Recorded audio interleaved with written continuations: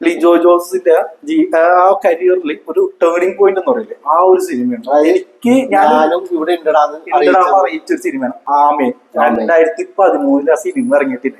ഞാനൊരു 2-3 തവണ അടുപ്പിച്ച് തിയേറ്ററിൽ കണ്ട സിനിമയാണ്.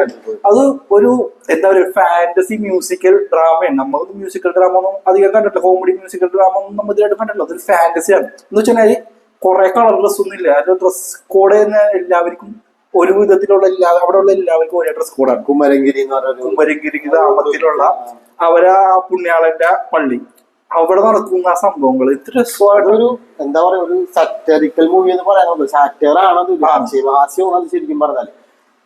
എല്ലാവർക്കും കൊടുക്കാനുള്ളത് കൊടുത്തിട്ടുണ്ട് പടത്തിൽ. വളരെ നീറ്റായിട്ട് പടം ചെയ്തിട്ടുണ്ട്. എല്ലാം ഓപ്പൺ ആയിട്ട് പറയുന്നുണ്ട്. അപ്പൊ മറ്റേ വളിവിട്ട ഒരു സ്റ്റോറി പറയുന്നത് പറയുന്നുണ്ടോ, വളിവിട്ട കുട്ടി നിന്ദിക്കരുത്, അവലിട്ട് ഇതാക്കിയ തിന്നാമുള്ളൊരു ഡയലോഗ് ഒക്കെ ഉണ്ട്. അതൊക്കെ ഓപ്പൺ ആയിട്ട് പറയാം. എന്തിനായിട്ടും അങ്ങനെ മലയാള സിനിമയിലായാലും പറഞ്ഞാൽ അതിനെതിരെ ഒരുപാട് വിമർശനം കിട്ടിയിട്ടുണ്ട് പുള്ളിക്ക്. ഒരുപാട് വിമർശനം അതിനു വേണ്ടി മാത്രം കിട്ടിയിട്ടുണ്ട്.